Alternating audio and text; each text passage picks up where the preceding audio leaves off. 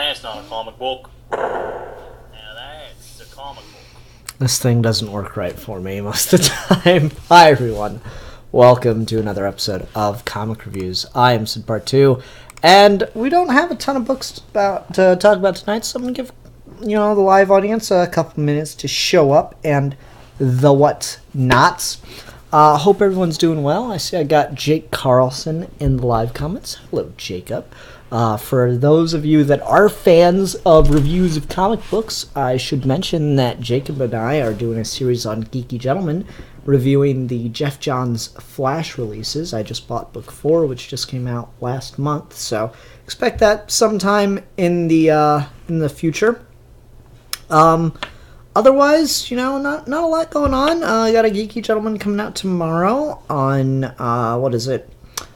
A Silver Surfer fan film of all things. So, just process those words in your head. Silver Surfer fan film. I mean, that's got to be worth checking out, right? Well, hear what Manos and I think tomorrow at 12 p.m. Eastern Standard Time is when that video goes live. What else going on in the world?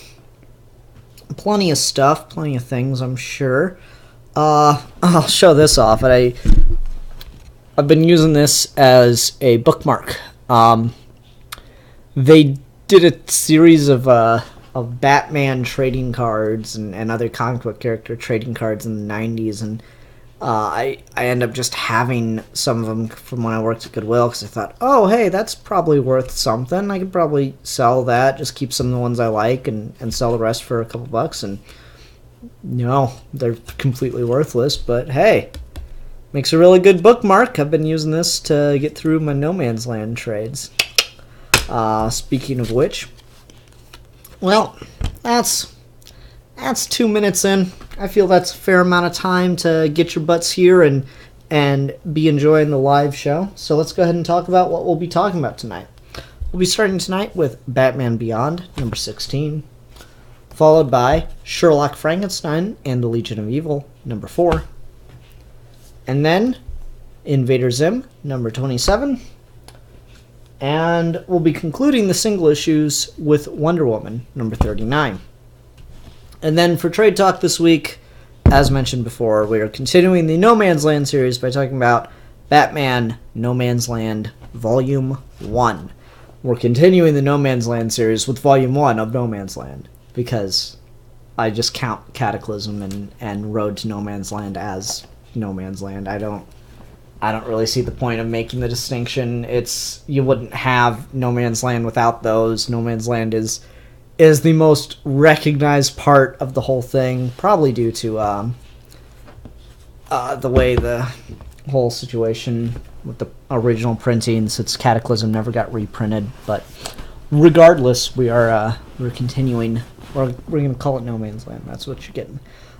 Jake Carlson says, Jeff Lemire is writing the Terrifics with Ivan Reis, and you should pick that up when it starts.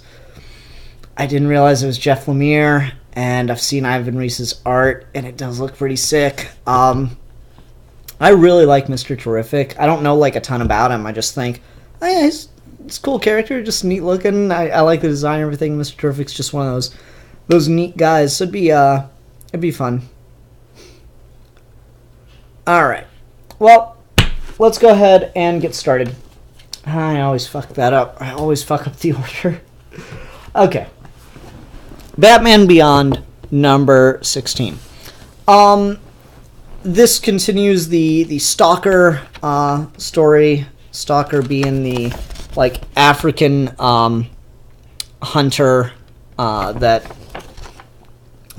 appeared in the animated series and, hunted man and had cybernetic enhancements and stuff.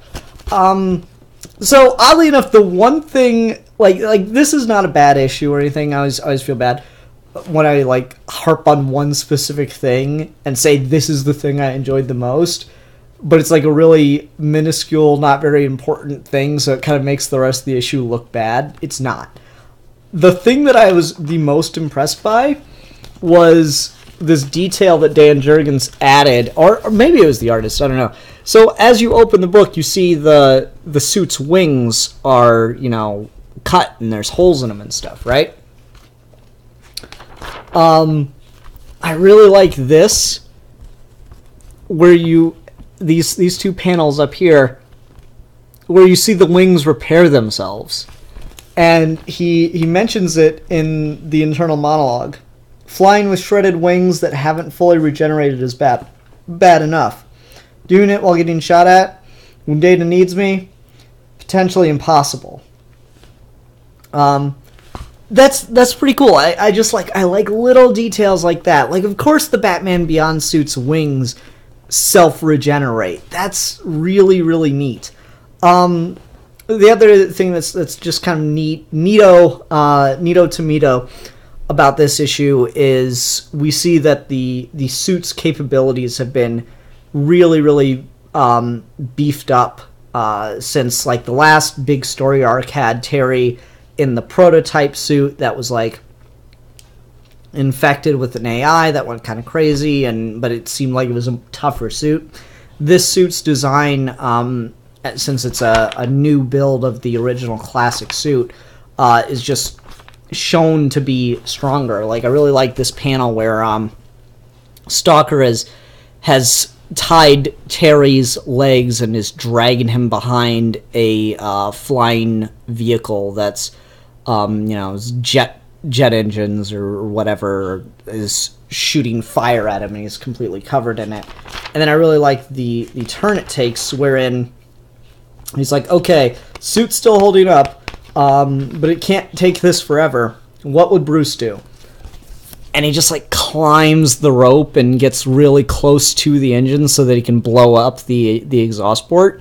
That's really cool. I really like stuff like that. That's, it's a really cool way to just, like, give stats, which are, I try to avoid the battle forums and stuff, but sometimes you can't help but get into those arguments. And I've heard people talk about the Batman Beyond suit and, like, what is it really capable of? And I like adding these stats to it. I think it makes it just... I just nerd out and geek over it. Because I don't feel like people give enough credit to how damn powerful the Batman Beyond suit is. It's not just, like, Terry in a flying suit with a bunch more gadgets and a Predator invisibility mode.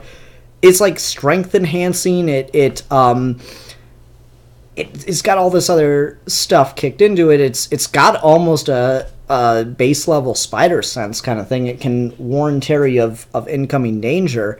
But, like, there's an episode of the cartoon show where, like, a AI gets put into the suit. It takes over the suit and starts walking around on its own. And the way it gets out of the cave is almost cartoonish. It just walks straight through, like, 15 feet of cave wall to get out of the Bat Cave. And, like, that's really incredible, when you think about just straight walking through rock.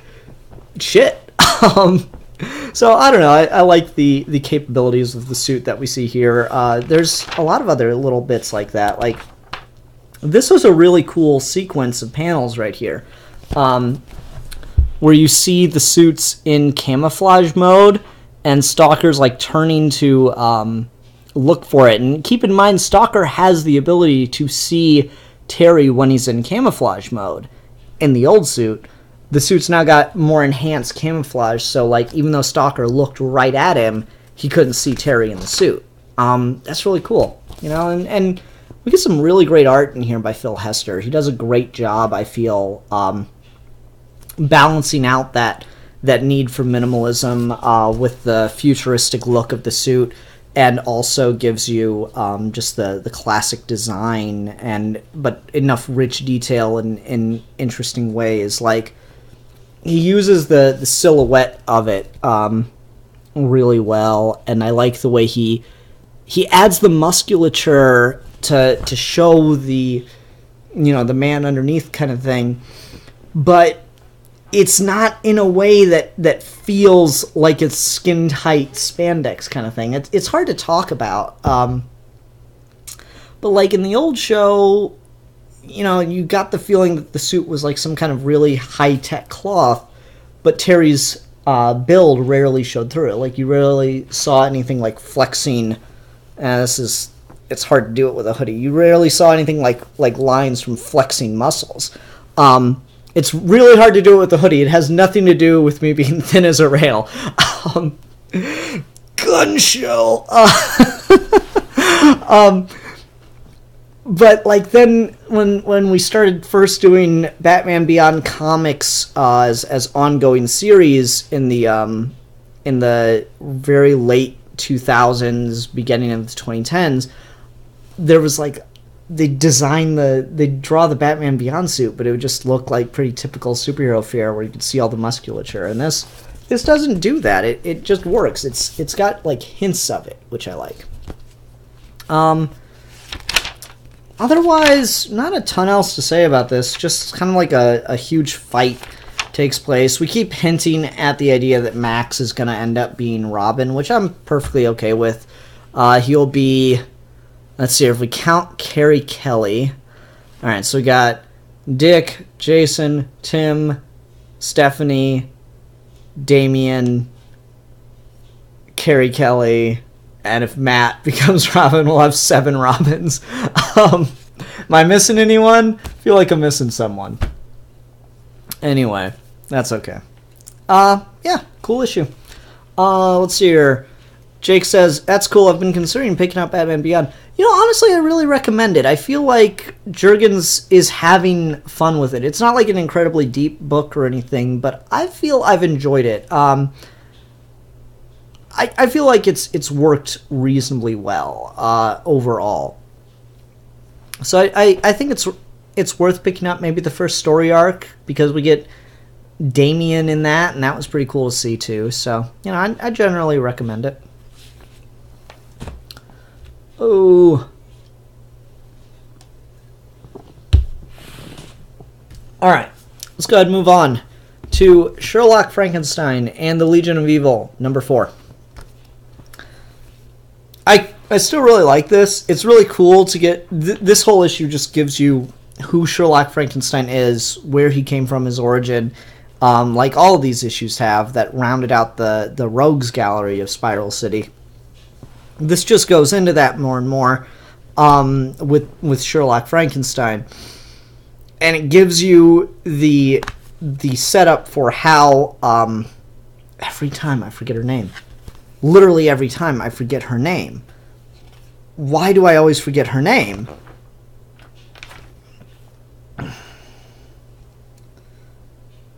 Miss Weber. Stephanie? I always want to think... I can never remember her goddamn name. Lucy Weber. Every time. We get in here the justification or the beginning, I should say, of how Lucy Weber, who's a reporter, found the heroes in the main Black Hammer book, since there's in some kind of like pocket dimension or whatever. That being said, we don't get any more Black Hammer. You know, this seems to be ending the Sherlock Frankenstein book as just a 4-issue interlude or miniseries, I guess.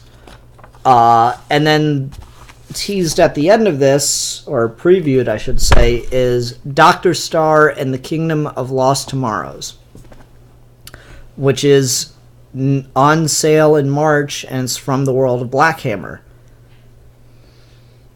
I mean, that sounds cool, and it looks just as interesting, and it's going to round out the universe more and more, and that's great, but I really want to get back to Black Hammer, especially after where it was left, you know? Like, people are being shot in the back and stuff, and I really wanted to see more of that. Especially with Jeff Lemire going over to do some more DC work. Like, I really hope he doesn't drop this whole universe, because that's going to... Like, this is the problem, right, with writing a story that's all based around a mystery, is...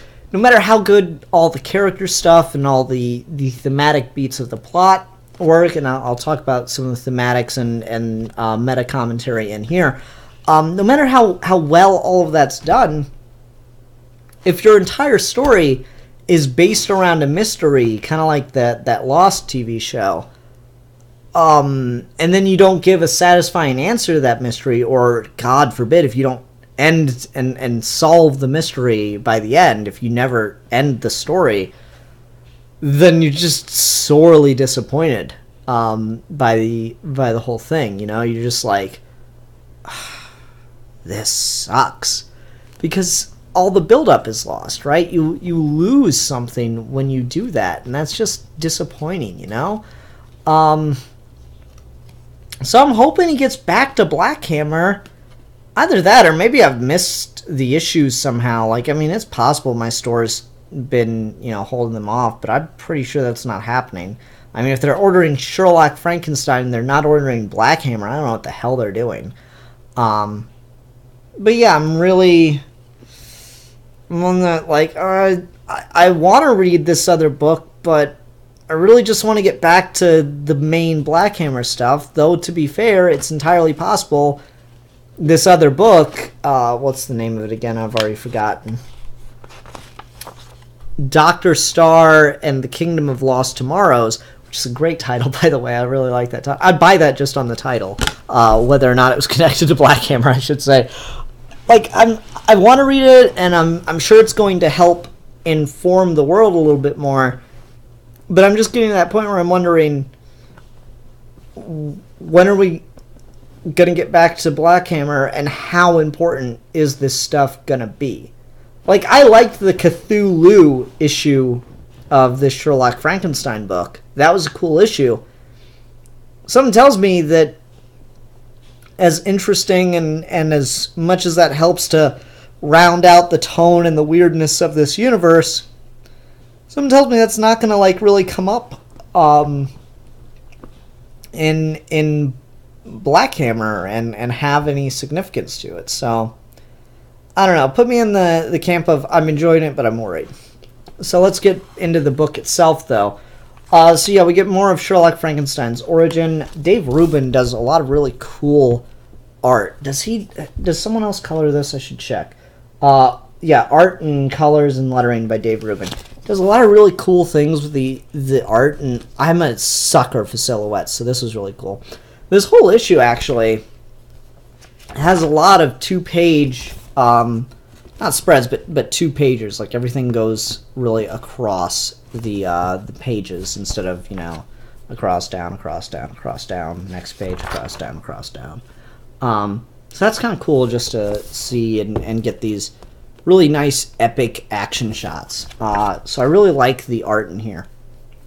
The story is really interesting, too, given that Sherlock Frankenstein is an immortal, and he became a villain due to a personal tragedy, but not for, like, the same reasons you might think. He became a villain initially just to, you know, spur on terror and stuff. But then, how to put this? As heroes started to arise, they gave him fuel and gave him the energy to keep going, even though he was immortal. And that's a really interesting idea. And so I like some of the lines that he has, as he talks about, like, these pulp precursor heroes showing up. And even better, Steel, Tezara, and Crimson Mist were only the precursors, for soon it would be the dawn of a whole new age of combatants for Sherlock. A golden age. And then you get, like, you know, the quote-unquote golden age heroes and their counterparts. So this is where we get Abraham Slam from Black Hammer, and he's kind of like that Captain America type. And you got Golden Gale, who's let me point to her better. You got Golden Gale, who's like that Marvel, a Captain Marvel type, and that's just, you know, you got a Hawkman looking guy in there too, and he was introduced in this book. So it's just cool to get those kind of you know, more sci-fi and classic Golden Age things. And then you keep going, and he talks about the 1950s and 60s were a very eventful time. I won the race to the moon, planning on using it as a staging ground for my greatest attack yet. And that's when I realized that times were changing faster and faster. The Golden Age had passed me by, and a new era was here. A silver age of science and wonder. And so it's really neat to get the commentary on the different ages of comic books and what they entailed. And here's where we get Colonel Weird and the Barbalian. Like that's what the Golden Age was. That's what the Silver Age was, is this new era where new themes were being explored and how that changed the way we told the stories and what that meant for storytelling in this in comics. And then again, and seemingly in the blink of an eye, the Silver Age became tarnished and bronzed over. Things became darker, grittier, but still heroes like your father rose up and gave me something to keep going. And yeah, that's really cool. This is where we get like Thor kind of more cosmic-y stuff happening. And yeah, things in the Bronze Age did get darker and grittier. That's when we killed Jason Todd, right? So it's just clever. It's neat. Someone once asked me, what's the difference between this and Watchmen as far as just meta commentary on the comics industry and the way in which it changed? And I'm like, this has a lot of heart. It's kind of hard to read this sometimes, and just like you feel a lot of the emotion in the changing of the eras and stuff, and that's really great. Yeah, good issue, good 4-issue run. It's just, again, I really want to get back to Black Hammer. So we'll see what happens. Let's go on to Invader Zim number 27. I like this issue. You know, I picked up the Zim book and I've had fun with it, but it's just not really doing all that much for me. I hate to say, like, I'm enjoying it, but it's just kind of general silliness, and it feels too long a lot of the time when I'm reading it. Like, I'll read an issue and I'm like, okay, I get the joke, and it would work fine if it were an animated special, but just something about this kind of humor in a comic, the longer it goes on, the like, iffier it gets for me. Honestly, like, I feel if you're going to do Invader Zim comics, it should just be a lot of 2-pagers, maybe. They feel like they're trying to do episodes, and something about the pacing of that just doesn't quite work in a comic book. Unfortunately. At least that's how I'm feeling about it. Like, and, you know, to be fair, it's not like they're just, okay, we're just going to put the storyboard for an episode up. They are doing stuff with the paneling, with the form. It's just the pacing just doesn't feel right for Invader Zim. Like, there's this, Zim has to play this game with this other alien called Blumpo. And so I'll just read some of the dialogue. My spin, Blumpo. I move 3 spaces. Now you. My spin, 3. Blumpo. My spin, 3. My spin, 3. Blumpo.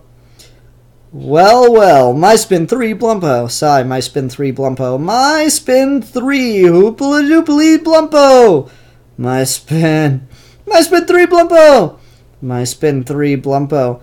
My spin 3, Blumpo. My spin 3, Blumpo.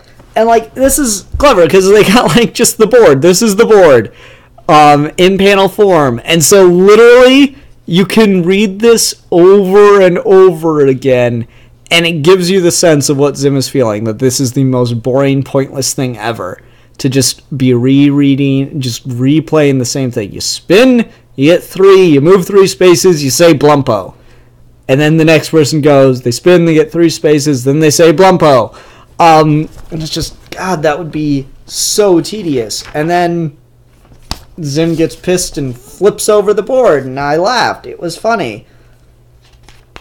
That's about all I had in me, though. And then there was this other bit that was pretty good. This guy's like telling a story to Zim, and Zim's just getting more and more bored listening to the incredibly excruciatingly boring details of the story. And then we just get this panel down here. I can't even finish this. It's just too boring. Why did you make me draw this? Sign the artist. like, that's funny. That got a laugh out of me. Again, it's just, everything about this is just, okay, Zim meets this other alien who's really, really boring and has goofy interactions with him. And this would probably work really well in the show, and they're doing their best to make it comic book. It's just not, like, that funny. It's something about the gag doesn't work. Something about, even though I can totally picture the voices of the characters in my head, it's just coming off kind of flat to me. I don't know. Something about Zim, I think, depends on the performance. Then I get the feeling this issue didn't really know how to end itself, so it just kind of got a little crazy, but that's pretty normal for Invader Zim. Talked about the visual storytelling with the paneling, the art. Again, it just looks like it's Invader Zim, looks right out of the TV show with maybe a little bit more detail in the renders. I'd say the color palette's maybe a little off from the Zim show, but it's more vibrant because it's a comic book, so again, that's understandable. I like some of the expressions that we get from Zim's boredom. That's pretty fun. Who did the art on this? Maddie C. So it's well done. It's just you know. All right. Oh, I don't have any more soda. Boo. Okay, let's go ahead and go on to Wonder Woman number 39. Swan Song. Once a friend, now a killer.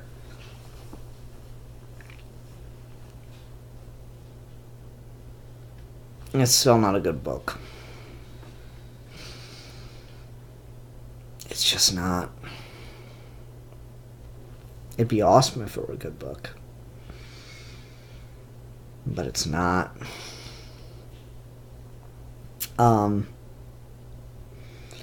mean, it's weird. You know, the more I've thought about this, and Jake Carlson beat me to it in the live chat. Once a friend, now a killer. We literally just got what I think is one of the best, maybe going to become the definitive take on Barbara and Minerva and Diana's relationship before she became the cheetah. Like, I feel like that was the first thing to really show a true friendship between them and get the tragedy of her becoming Wonder Woman's, like, you know, arch nemesis kind of thing. Like, we literally just did a really, really good run with an iconic villain that was Wonder Woman's friend. And now we're creating a villain that was Wonder Woman's friend.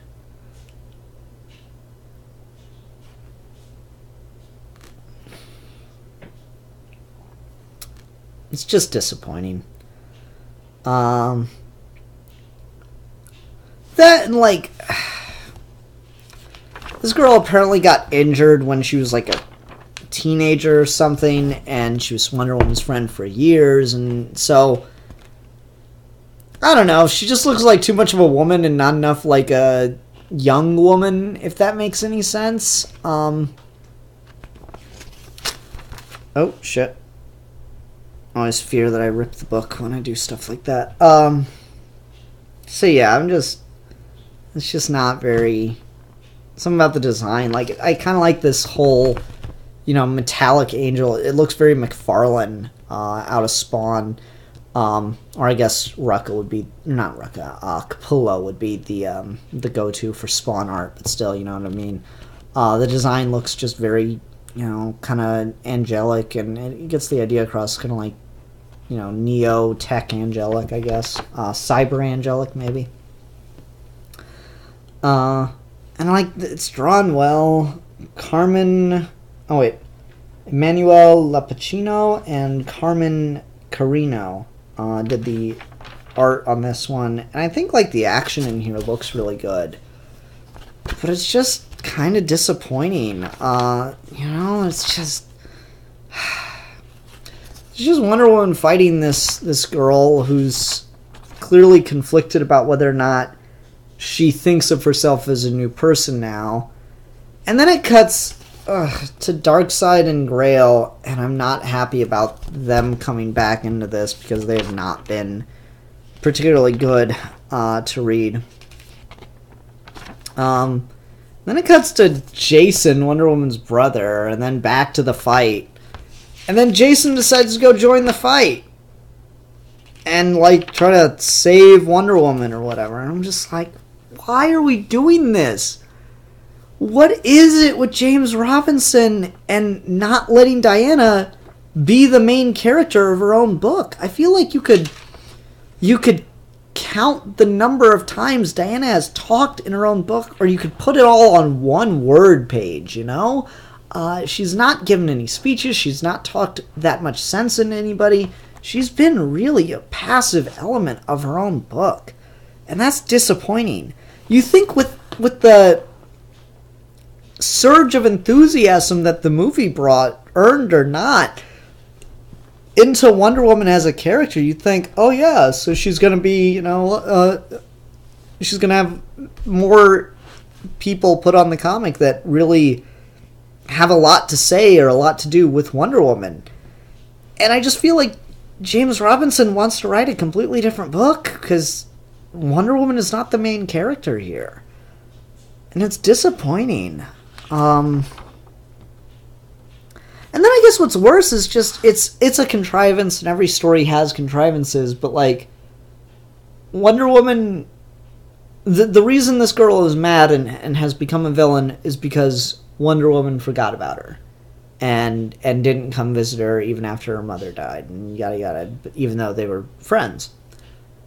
Wonder Woman's reasoning for not coming to visit her and not, seeing her after her mother died.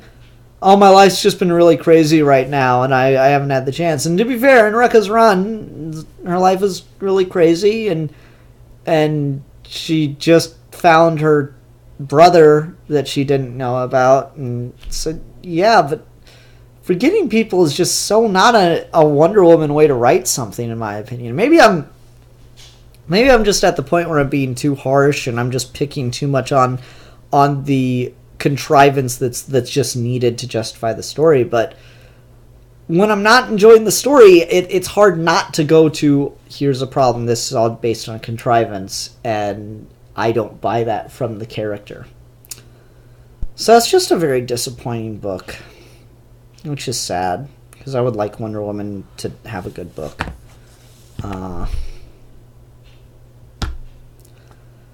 So here, Jake Carlson asked, are you dropping Wonder Woman? No, I'm not dropping Wonder Woman. I sat through 52 issues of Scott Snyder's Batman. I can deal with this. It's not, like, insulting to Wonder Woman. It's just not very good. Wonder Woman has had a very unfortunate history of not being able to maintain a book. It kills me that Wonder Woman is literally an icon of superheroes in general, of DC in particular, and yet she can rarely maintain a book. So part of me thinks that it's more important to support the character than it is the writer on the run. So like, even if I'm displeased with the run, I'm gonna keep buying it because I want Wonder Woman to still have a book, and I'm not gonna feel right if I drop it. But that being said, there are a lot of people that have a lot better ideas of what to do with Wonder Woman, I feel, than James Robinson does. And that's just unfortunate because it's really disappointing to read. It's just not fun. It's not even dumb fun, Like, you can read a comic. Like, what's a good example of this? I don't know. I can't think of anything off the top of my head. Let me look at my shelf here. Batman Hush. Batman Hush is not very good, but it's kind of dumb fun to read and see Batman fighting all the villains, There's just that level of something. Not everything has to be Tom King, right? But this just isn't even that, and it's just a disappointment. That's all I got. If you want it for cool Wonder Woman art, I'd highly recommend that. Like, this looks cool. I'll give it that. The artists are carrying this book right now. They're doing a fantastic job of keeping in line with what Liam Sharp was doing on the book with Ruka. As much as I liked the Heart of the Amazon arc, and I do like that artist, whose name escapes me, but who worked on Bombshells with Margaret Bennett and does a lot of cool art there. Like, one of her Bombshells panels is my laptop's backgrounds, the How About a Justice League of Our Own panel.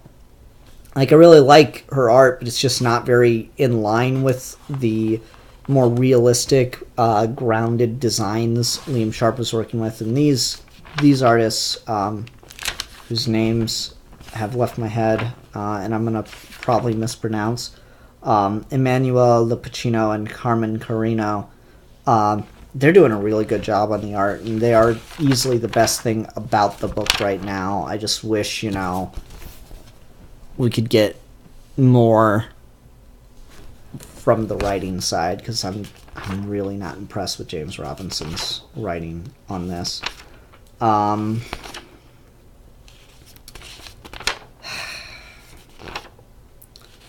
How disappointing.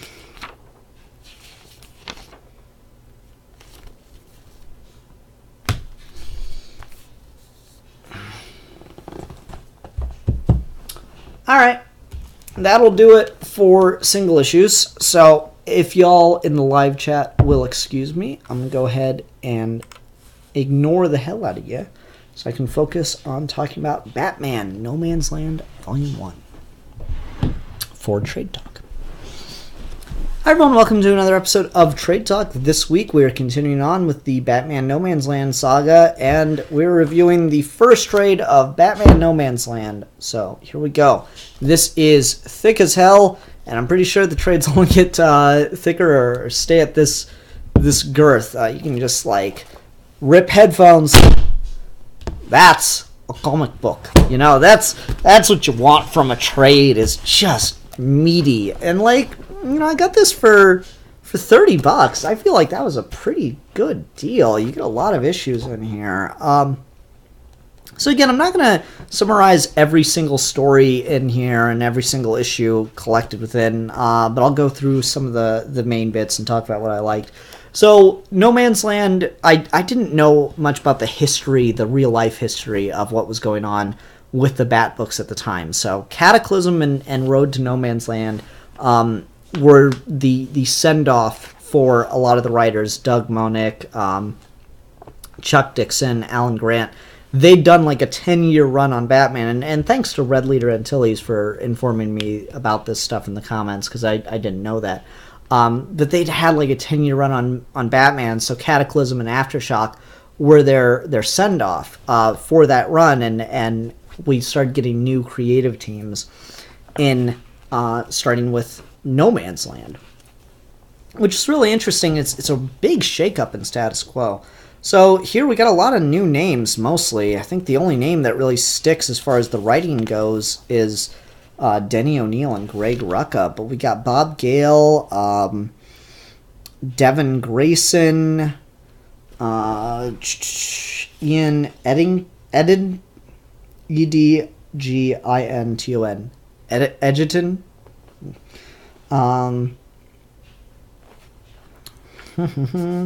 Jason Pearson, Scott Beatty. Now he was on there before. Lisa Klink does an issue that I really liked. Kelly Puckett stayed.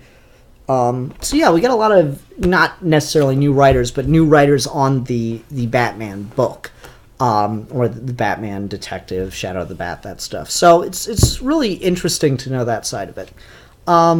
But the situation, the status quo now is that Gotham City has been cut off and is no longer considered part of the United States, and it is illegal to be there. It is no one in, no one out. It is closed off by the military. It is a isolated area, a no man's land. And so you have people who got stuck, who didn't make it out in time, who didn't think there would really be, that the government would really follow through with just abandoning a whole city, so they tried to stick it out. You got all these other reasons. You had people who wanted to stay because they didn't trust it, or blah, blah, blah, blah, people who refused to move. And you get a lot of profiles because, undeniably, the idea of the government just abandoning a major American city after a crisis like this is a bit hard to swallow, and it's even a little harder to swallow that anyone would stay once that was announced that was happening. This does a good job on showing that the people who stayed are not all, just criminals and people who want to live in anarchy. They are legitimately, there are good people still in Gotham City who couldn't or refused to leave for, reasonable and understandable purposes. So I really like that. The first issue is interesting because it's the beginning and really helps you understand the status quo. And I really like just the way it opens. It is a very profound opening that does a great job of establishing. So I want to show that. And no, I promise I will not go page by page. Gotham City, no trespassing. You are now leaving the United States. By federal authority, this area has been declared off limits. Hell comes to Gotham City. That's a bomb-ass opening page. Bob Gale, I have some problems with some of the stuff he'll say, or have characters say, rather, and it makes me, scratch my head and wonder about Bob Gale's politics, or what Bob Gale thinks of his character's politics. But, man, there's no arguing with the form. That is impressive and immediately sets a tone for you. So this opening issue just does a really good job of giving you the scope of what it's like in Gotham City. So you have some supplies dropped on it by a helicopter passing over who wants to get footage, and you see 3 different people pick up the supplies. And you see one kid gets his sandwich stolen, but he's in GCPD or Blue Boy territory since the city is split up and is now controlled by gangs. And he gets his sandwich back because the cops actually protect him. You see a girl get her candy bar swiped, and the guy that swiped it is picked up by Scarface's gang. And you see that he is killed by Scarface, who's in control of some other territory. And then finally you see a kid with an apple who trades his apple to someone else. So you've got this sense of there's some gangs that are actively trying to help people. There's territories where people are actually safe. There are territories where no one is safe and are under the control of madmen. And there's a new system of commerce existing within the city. And that goes even further as we trace the path of the apple all the way to Penguin, who has set himself up a business trading gallery, an auction gallery, where people are trading rare valuables for things like an apple. And I really, really love this scene down here at the very bottom as he sells the apple and bids it away, and he trades it for this precious stone, and then he's like, come and claim your prize. He just takes one bite out of it. It's remember, the penguin always takes his bite. That's brilliant. It's just a lot of really, really effective stuff in almost no pages. And that's really, really cool. I really want to get a sense of just how much was done there in so very little. Look at that. That's a lot of information that's conveyed very quickly. And then you've got this big wide spread. Day 93 of No Man's Land. Gotham is still dead. And we get Oracle kind of further breaks down everything that we just learned, and we get a better idea of it all. And I really like this. We get a map, and I'm pretty sure this occurs in every volume. We get a breakdown of this map that shows what the city has been split up by gangs and what it looks like where it's colored in. I think that's really cool. So the first issue does a great job of just showing you what this city is like, what's happening in it. and I think that's really cool.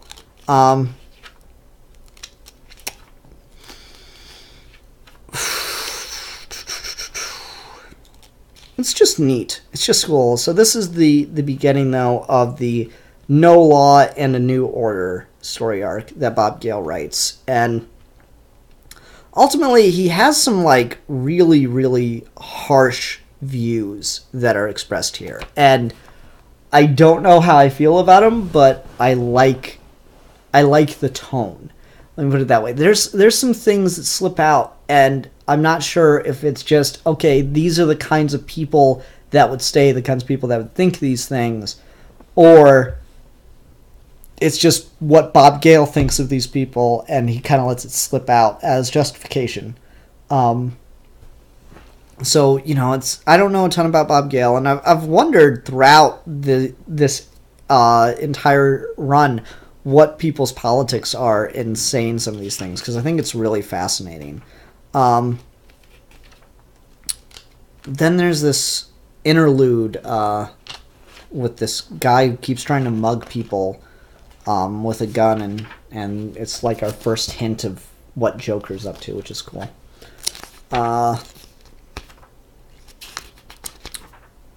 And we get what Jim Gordon's plan is, and what kind of means he's planning to take by starting gang wars in order to reclaim more territory. And they're like, but that's illegal. And he's like, there is no law anymore. And it's fascistic, right? That is fascism, but at the same time, these are literally these are the most desperate kind of circumstances imaginable. So at what point does what's right go out for what is safe is an interesting moral quandary. And I don't think that it's super black and white that Jim Gordon's doing the right thing because people have questions for him. And then we see a character who wants Jim Gordon to go that far and wants Jim Gordon to go further. And he's clearly kind of messed up. Interestingly, though, he doesn't come back a lot in this. I'm trying to remember the name of the character. They yell at him a couple times. Pettit. You got Sergeant or Lieutenant Pettit, and he's, you know, wanting to kill these gang members, even when he doesn't necessarily have to. And it's starting to eat away at Jim Gordon if he's going to become that guy or if he's gone too far, and that's kind of interesting. Batman reappears here. He's apparently been gone for 3 months of No Man's Land, and I felt it like it was so much longer than that. I didn't remember how quickly Batman showed back up, or maybe just the way this is collected, it happened faster than I was realizing. But he shows up and starts taking people out, and lots of stuff happens. He also approves of, I believe that it's not a spoiler, because I know who it is. I'm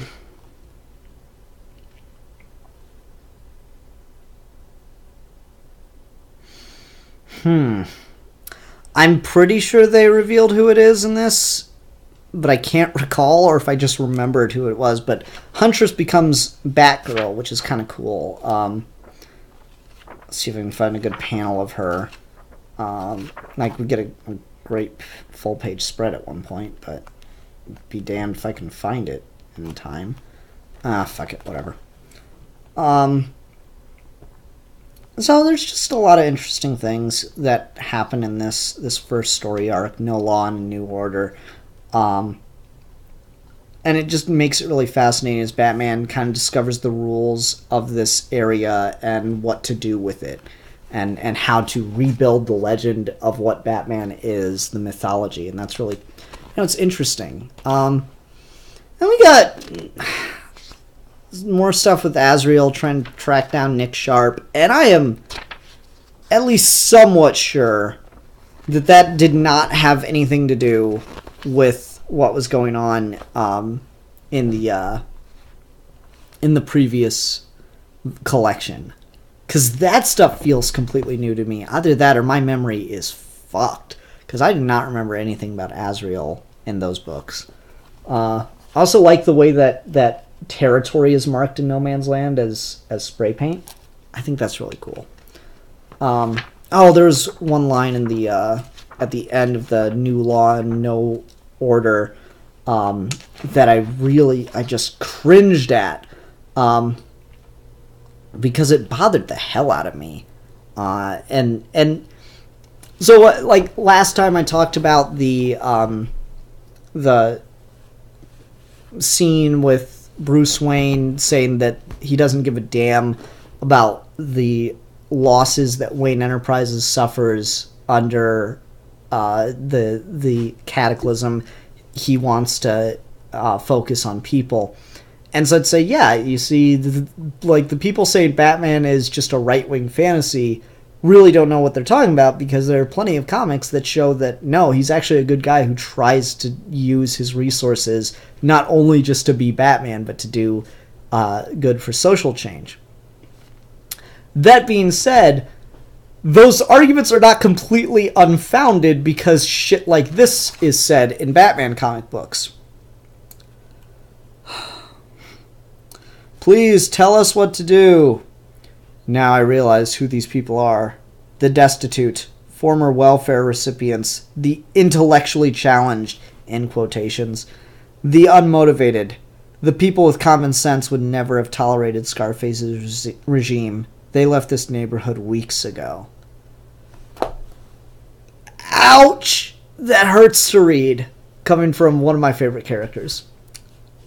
That is where I start to wonder, what's up with this Bob Gale guy? I'm not even saying that Bob Gale is like necessarily a conservative or anything like that. But, like, when you read welfare recipients, the unmotivated, like maybe Bob Gale's like a really liberal kind of guy, but that kind of line, ugh. Anyway, so the Azrael stuff I don't really have a ton of interest in.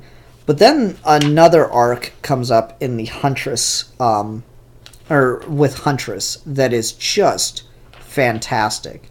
It's called Fear of Faith. And it's like I think a 4 or 5 part story. And it's all about Scarecrow, which is great. This No Man's Land has, I think, my favorite Two-Face stories. One of them in here, and I'll talk about that. But this is probably the best Scarecrow story I've read in the comics, where it's just Scarecrow doing his thing. Fear of Faith is interesting because Scarecrow joins up with this church group that is offering sanctuary to anyone and is not asking for protection from gangs and stuff like that. And so it's just Scarecrow's just in there as a safe haven, and there's this priest who's trying to do the right thing, and he's taking in guys, no matter what side they're on, blah blah blah blah. And that's just, I don't know, it's just really interesting to see Scarecrow in that situation as he tries to manipulate the players, like Black Mask's former gang and the Penguin and the churchgoers, and he's just trying to, it's just sadistic as fuck. He's just trying to destroy hope and faith. And it's a really, really good story. These people have literally nothing but their hope and their faith, and Scarecrow's just the whole time, whispering in their ear, or sometimes just straight up yelling. Like, I love this moment as he tries to rile the churchgoers up into a shootout with some of these gang members. It's a sign from the Lord on high. He will help protect what is ours. Strike now, force them back, let them feel the vengeance of the righteous. As he's trying to manipulate the people into doing into violence, and you've got them following this priest who's a pacifist. It's just really interesting, all the situations that he manipulates, and I really liked it. Though I will say, similar to Road to No Man's Land Volume 2, I begin to feel like this is really miscollected, because the entire Fear of Faith story arc is dependent on this offshoot of Black Mask's gang. But it's still relatively early in the book, maybe a third or halfway in, that the Fear of Faith starts starts happening and finishes by. And again, it's dependent on a Black Mask gang for a lot of the story elements, but we haven't seen Black Mask in the book yet. And then once you get going, you get really far into the book, you start to see Black Mask's gang and his eventual fall. I gotta find the where the arc starts up. Damn it. It's so hard to find this shit. Did I skip over it? I hate when I do that. I feel like I do that all the time, though. Oh. There's the Superman issue. I want to talk about that. Yeah, I totally skipped it somehow. Okay. So it's not too far later, but like maybe it's almost the next story arc, I bet. After the Fear of Faith thing, which again is completely dependent on the Black Mask stuff, they do an Azrael issue that checks in with Nick Sharp and gets Azrael in Gotham, which is cool, and Nick Sharp in Gotham for some reason or another. And then you just get like this whole thing about Black Mask and what he's up to. And what Black Mask's up to isn't particularly interesting, but it clearly should have been before what happened with the Scarecrow and Fear of Faith. And then what's really weird about that is in between there's this story arc with the Penguin called Bread and Circuses that's all about Batman going to Penguin's hideout, his new Iceberg Lounge, and fighting all of Penguin's security in front of huge masses and crowds in order to reestablish the myth and the reputation of Batman. It's or not even the myth, the legend, the rumors around Batman being invincible because he comes in there and kicks everyone's ass. So then you got this Mosaic story that happens. So like the order should be Mosaic, Bread and Circuses, then Fear of Faith, because everyone knows Batman's around by that point, or at least someone calling himself Batman is around by that point. And Mosaic has this really weird interaction between Bruce and Huntress. Where's it at?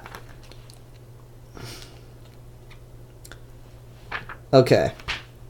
Rest. It's not fatigue, it's frustration. I was too slow. Then be faster. Great advice from the man who perfected the vanishing act. Where have you been? Taking out the trash. Where do they go, the ones we take down? I mean, what happens to them?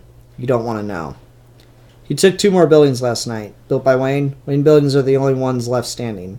Is it really him? He's blah, blah, blah, blah, blah, blah, blah. Okay, there we go.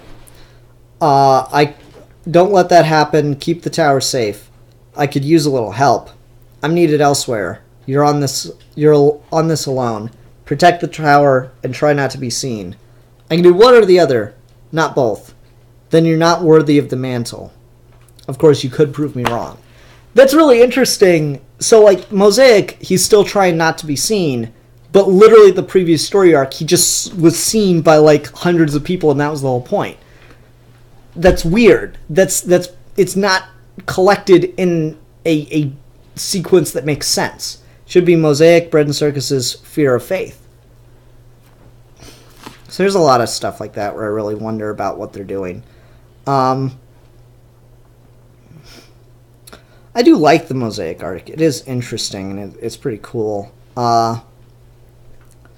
Then there's Two Down, which is just a one-issue story that's really, really good. And this should have been in Road to No Man's Land, by all accounts. I don't know why it was put here, because it doesn't pay off in this volume anyway. But it really, really should have been in the previous volume. Even if this was released while No Man's Land had already started, not in the in the Road to No Man's Land, it still should have been in the main. It should have been in the Road to No Man's Land trade, because that's when it takes place. It doesn't have to be collected in the exact order. Anyway, in this issue, Renee Montoya is told to take 2 days off, but then She goes out to find her brother because she doesn't know where he is. And once she finds her brother, she finds that he's running around with Two-Face, who's actually helping people. He's actually going out and trying to help others. But every time someone's asking for help, I really like this. Mister, don't leave me.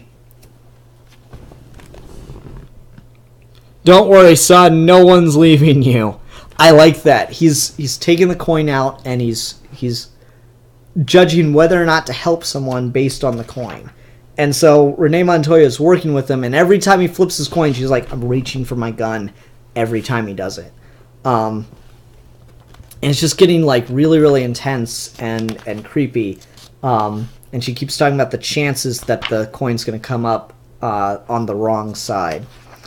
So I really like that. There's also some really cool art. This is like kind of more, I don't know if cartoonish, but more exaggerated might be the better word, kind of art for comics, but I really like it, especially on Two-Face. The purple face, the white hair is just really cool. So I really like that story. It all ends with Two-Face being given the opportunity to just keep doing the right thing, and that's neat. The next story I really like too, The Comforts of Home, where two scavengers come across one of Joker's haciendas. That is a reference. It's not mentioned in this story, but that is a reference to the 12-issue Joker ongoing series from the 70s. Because that thing is ridiculous, but he has hideouts that he calls haciendas. So anyways, these scavenger couples find Joker's lair, and really the story's not terribly interesting, but there's one panel that is just gold. This is hands down one of the most fucked up things I think the Joker has ever done, and he's not even in this issue or in this panel. And you saw it in the thumbnail in this video, but yeah, this is great. Just in his one of his lairs, he has Jason Todd's Robin costume and the crowbar he used to beat him to death with in a display case. It just says, "The day I won." That is just fucking twisted in the most perfect Joker way, in my opinion. That is gold. And it made the entire issue worthwhile to me. Like, there's a lot of other cool references to other Joker stuff, but damn was that good. Then the place blows up. There's a story about Harold, who is a character who's just like one of those weird things that they kind of introduced into the Bat family, but never quite stuck. So it's like, oh, what happened to Harold after Wayne Manor collapsed? And it's like, well, he kind of got confused by something Alfred said, and so he left Wayne Manor and looked for something to go fix and found Gotham City. Yeah. And there's an Azrael issue with the Joker. I was surprised by how much the Joker is in this, because my memory of No Man's Land had almost no Joker stories. I remember the issue where he showed up and killed a kid as he was just walking around No Man's Land, but I did not for the life of me remember Joker ever coming back up in No Man's Land until the very end. It makes sense. Joker's an agent of chaos and anarchy. Gotham City was in the middle of anarchy and chaos. What would he do? And this is kind of to that point, because the Joker stories we get just don't feel very Joker. It feel like it could be anybody. I like the couple coming across as hacienda, but I like that because it feels the absence of the Joker. This story with the Joker and Azrael is just like, yeah, this is just Joker getting kind of beat or tricked by Azrael, but getting away in the end, and I didn't care for that very much. Alfred gets a story that's pretty cool about what he was up to in the 3 months that Batman was gone and out of the city, and that worked for me on some levels. Home Sweet Home tells the story of just like a guy who was too stubborn to leave No Man's Land, and that kind of was interesting because you got the sense of this is a good person. He's just kind of stuck in this shitty situation, and he doesn't want to to be left. He doesn't want to leave his home. It's too important. The neighborhood's too important. But then, again, the Joker shows up in this. I'm just like, that could be literally anyone. Why has it got to be the Joker? Then there's the probably one of the best issues that answers what I'm sure a lot of people are wondering. There's the issue The Visitor that tells why isn't the Justice League or anyone else in No Man's Land making a difference. So it has Superman show up in No Man's Land to help make a difference. And as soon as Batman sees what's going on, he's like, what do you think you're doing here? I came here to help. Then leave. You're out of your element here, now more than ever. I respect you, Batman, and I've respected your sovereignty over the city. That hasn't always been easy, but these people need my help, and I won't let you stop me, even if you could. What makes you think I can't? Superman's internal monologue. He's bluffing, isn't he? Reaching for something. What? You've got 24 hours. Do all the good you can. I'll be waiting for you right here. And so Superman goes around and tries to figure out what he can do to help. And he gets some guy who used to be an engineer. And in a day, he and this engineer get the power plant in Gotham back up and running. But then Superman has to go deal with a little mini crisis with Mr. Freeze. By the way, I love this Mr. Freeze design. Why did we stop using it? It's great. He has to go deal with a little mini crisis with Mr. Freeze. Again, really like the Mr. Freeze design. But by the time he gets back, he finds that the people of Gotham are just in this tribalistic mindset now. It's too late to do anything about that in this quick superhero fix kind of way. Because by the time he gets back, the guy that he helped get all the get the power plant back up and running is now unwillfully in charge and considered the leader of a gang that's now supplying power to the people. And Superman's like, what's going on here? This is all wrong. You've got to tell these people, make them understand it doesn't have to work like this. And he just asks, how? And Superman doesn't have the answer. He just turns and like, and they all like crowd and start bowing down to him and stuff. And then he just like flies up to Batman and they have a talk. You were right. I didn't understand. They're not ready. Took me longer than you to figure that out. How are you going to do it? How are you going to bring the city back? I don't know. I'll find a way. I hope. I really like that. That's a really good point. Like, just the shock of being abandoned has completely, ripped the heart right out of the city. And I think that's a really, really good way to frame the action. Yes, it's exaggerated. Yes, it would never happen in real life. This is the DC universe. It feels believable for the DC universe that there's no easy fix, and that's why Bruce Wayne failed to save Gotham City, is because there was no easy magic bullet fix to all of this. And that's what Superman was trying to do. There's also some stuff with Blackgate that I kind of alluded to earlier, where Batman is taking the murderers, and that is actually causing a problem because people are wondering what that's going to mean. Like, they want food, and the people at Blackgate are actually being given foods. It's like, well, we want shelter, we want protection. And that's kind of interesting. We also get there's a good page of the new Batgirl, who, again, spoilers, is Huntress. If I'm remembering it correctly, I could be completely wrong, and that'd be an awesome surprise, but I'm pretty sure it's just Huntress. Anyway, the other ongoing thing is that Jim Gordon hates Batman now for, in his words, abandoning them in their time of need.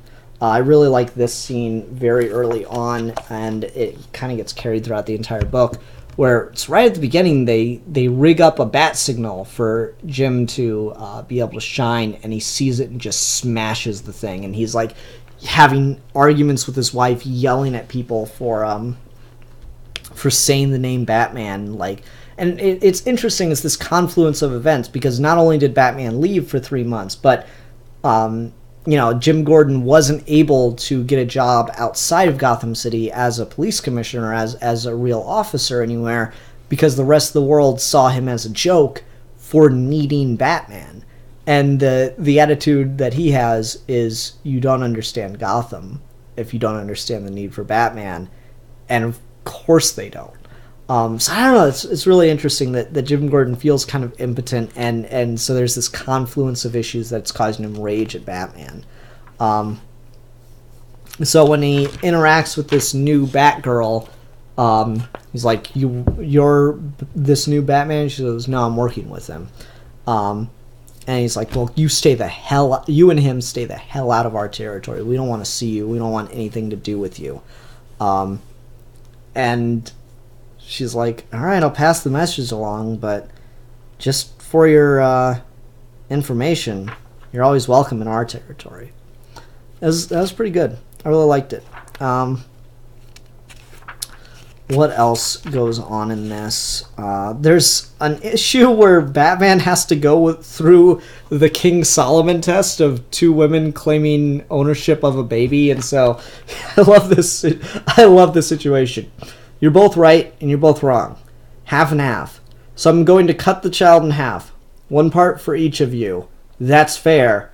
That's murder! You'll burn in hell! Don't play games with my baby. It's my baby. Clearly what worked in the Kingdom of Solomon doesn't apply to Gotham.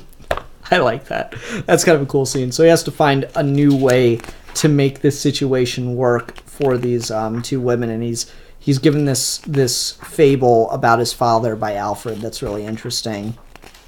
And he comes to a conclusion, and he takes the baby to both the women and says, one parent isn't enough for Gotham. Are you willing to do anything for this baby? And they both say yes. Then you'll have to raise him together. That's my decree. Because one parent isn't enough. You can't leave him to go find food. Someone needs to stay and watch him. And so you need two parents for this. And so he gives the baby to two women to raise together. I thought that was really good. And then there's this other story called Step Into the Light. And it's Azrael hunting down a serial killer that dances for people before slitting their throats. Didn't particularly care for it. Oracle's story mostly. But yeah, this is like a reasonably good volume. There's stuff in it, like, again, that makes go, the destitute, unmotivated, and welfare recipients. Those are the people that stayed in Gotham, huh? And then there's other parts where I'm like, no, it's good people and people that are, just scared that stayed in Gotham, and Batman understands that. And so it's just like, it's this little, I don't know about all that, where I get little moments of, yeah, there's undeniably some right-wing love for Batman, and I feel that needs to be stamped the fuck out. I need Batman to punch some more Nazis, is what I'm saying. Anyway, really good volume. Various levels of art, obviously with a bunch of different artists working on it. There's something, like, I really like the Bread and Circuses story, which is, Batman dealing with the Penguin and what he's set up. But I really hate the art in that. It's just not good.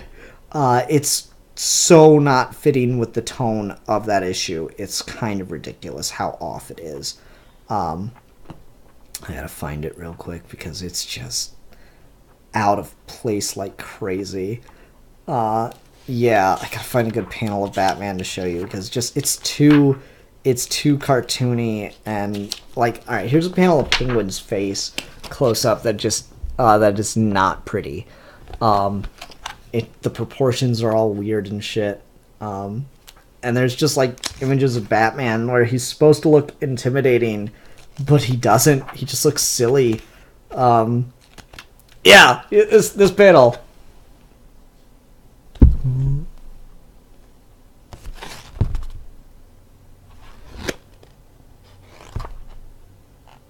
It's just not a scary face. Yes. And then, like, the action doesn't really work, so I didn't like the art for this.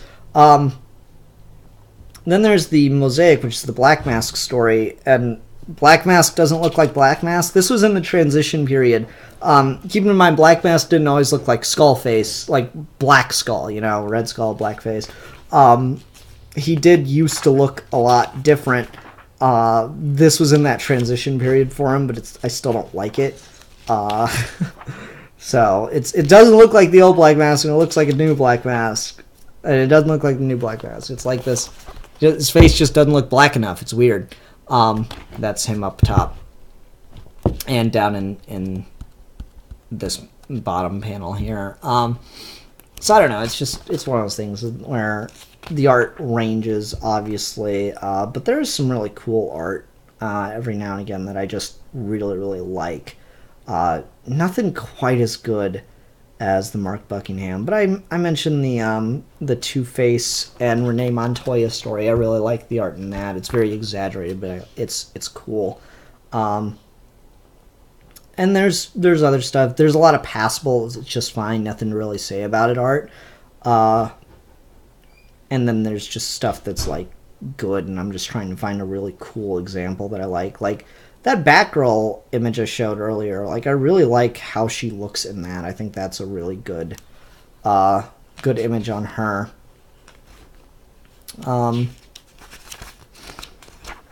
You know, like this I think looks gorgeous. My favorite Batgirl design once Cassandra Cain gets in the outfit. It's just cool. You know, it looks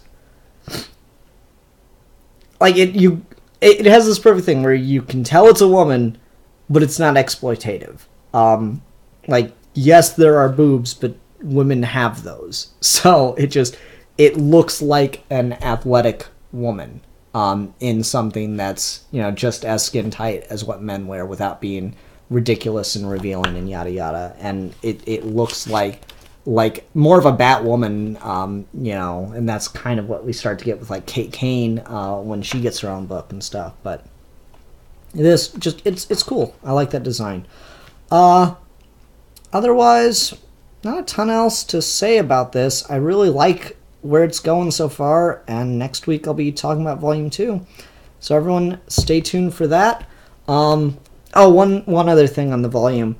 The other volumes, since they came out later, Cataclysm, Road to No Man's Land, Volume 1 and 2, they started putting the covers in between the issues, like chapter markers, and I really prefer that to the cover gallery thing in the back.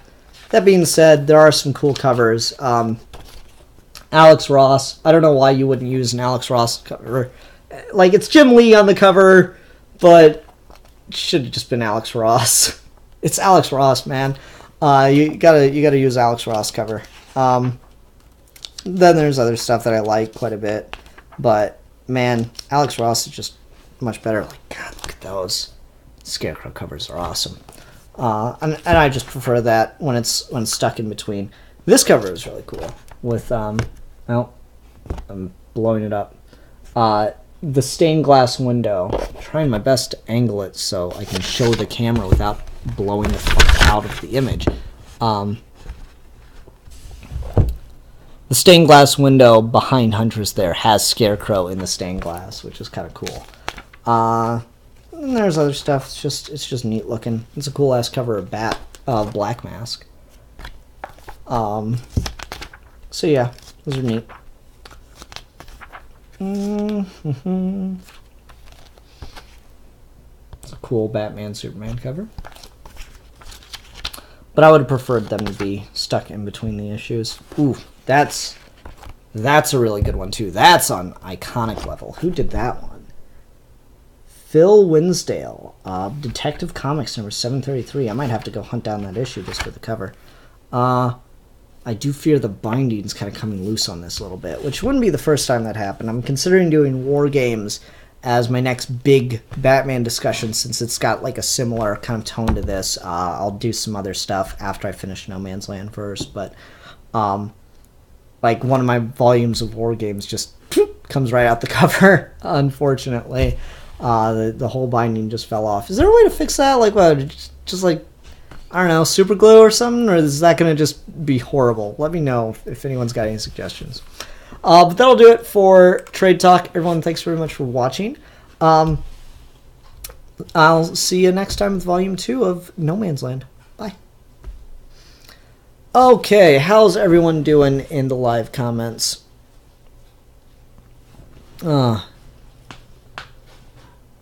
Let's see here. Sean Starchuick says, Ian, are you picking up Tom King's Swamp Thing winter special next week? Maybe. I'm not a huge Swamp Thing fan, but I am a huge Tom King fan at this point. Let's see here. Nathan Snyder says, some parts of No Man's Land I think inspired DTKR. I'm assuming you're talking about Rises. Oh, definitely. Easily. No Man's Land is a big inspiration to Dark Knight Rises. It's like it was pitched as kind of like a combination of Nightfall and Rises. Jake Carlson says, that period of Batman comics is great because Batman has to essentially bring Gotham out of hell when a lot of people think of him as a dark Avenger, a demon devil. Yeah, I agree. I really like it. Phil Kelton says, is No Man's Land inspiration for Arkham City? Yes. This is why your comics history, you need to brush up on it. What else going on? Yeah, it's King Jason Fabach. Yeah, I know. But it's Swamp Thing, and I'm not a Swamp Thing fan. Phil Kelton says, what do you think he means by the unmotivated? The lazy. It's kind of like that right-wing-ish propaganda, and I'm like, ugh. Phil Kelton says, I don't think there's a problem with Batman being right-wing as long as it's not an extremist or contradicts his character. I do think it's a problem. If Batman's too far right, then he just comes off like this rich boy power fantasy of just getting to beat the shit out of homeless people. Like, I've heard interpretations of Batman where it's like, oh yeah, he beats the shit out of homeless people and locks them up because he knows they're gonna get out again and that'll give him the chance to beat him up again. And I'm like, no, that's not Batman. That's not my Batman. If you want to write Batman like that, I'm not gonna read it. I'll tell you that much. Even just like little hints of it make me kind of cringe because Batman is supposed to be the ideal man in a lot of ways, like the perfect human, and to have him be, really far right bothers the hell out of me. Sean says, I'm not a Swamp Thing fan either, but the issue Tom King did in Batman Swamp Thing is really good. Oh, that's true! I wonder if this will follow up at all with that, and even if it's just thematically. So, yeah, I should probably pick that up just because it is Tom King after all. We'll go for it. It's just a one-shot, correct? I'll probably pick it up. We'll do it. We'll make it happen, folks. Everyone else having a good time tonight? All's going well? I felt bad the last couple of nights, shutting comic reviews down the second I finished Trade Talks. I wanted to make sure I talked with people more. Jay Carlson says the Swamp Thing issue is 80 pages, so it's going to be $7.99. That's a lot. Sometimes it's hard to justify those. Like, what was it? DC did the New Talent one-shot a couple months back, and I was like, really interested in picking it up, but then it was like $8. No, I'm sorry, not for anyone that I don't know anything about yet. Terry says, thoughts on Hal Jordan and the Green Lantern Corps? I saw you earlier say you want me to start reviewing that, and like, I've seen little bits and pieces from it, and it looks really cool, and I feel bad because I stopped reading Green Lantern when Johns left because I'd been kind of disappointed by some of the lackluster endings the book had at that point. And then I picked up Godhead and I really liked it out of context. But I kind of wanted to just go back and I did a series here on comic reviews for a while, or Trade Talk for a while, where I was reviewing the Jeff Johns run again, and I was planning to get through and get caught up and start reading current Green Lantern again, and I just never got around to it. And I kind of want to know everything that's happening before I pick that up. I've got to get back on Green Lantern on trade is all it comes down to. I'll catch up with that one in trade eventually. I don't know when, but eventually I will catch up. Get through No Man's Land, Do you think? Let me ask you, Terry. Do you think it's worth picking up the volumes of New 52 Green Lantern that were going on prior to Rebirth, or is that stuff not at all necessary for the Rebirth books to work, for the Rebirth Hal Jordan and the Green Lantern Corps to work? Let me ask you that, because I could just skip everything after Godhead and go straight to what's going on in the in Rebirth and just start catching up with that in trade. I don't know when, because right now I'm working on No Man's Land and I got a bunch of other trades I want to get through. I don't know. Speaking of Green Lantern, I want a Green Lantern hoodie that's like this, because this Flash hoodie is really cool and it's all feely. And I would like a Green Lantern hoodie the same. You know? That'd be cool. Oh well. Only necessary for Sinestro, but largely can skip to Rebirth. I didn't like Cullen Bunn's Sinestro book, if that's what you're talking about, but okay. I'll buy the first volume of the Hal Jordan and the Green Lantern or Rebirth trade, and I'll get to that on Trade Talk at some point in the future. No promises on when, but I'll get to it because I want to catch up with that before I start reading the before I start reading it current. So that's my plan. Okay, I think that's gonna do it for this week's episode of Comic Reviews. Everyone, thank you very much for watching. I'll see you next week. Check out Geeky Gentleman in the meantime. Bye.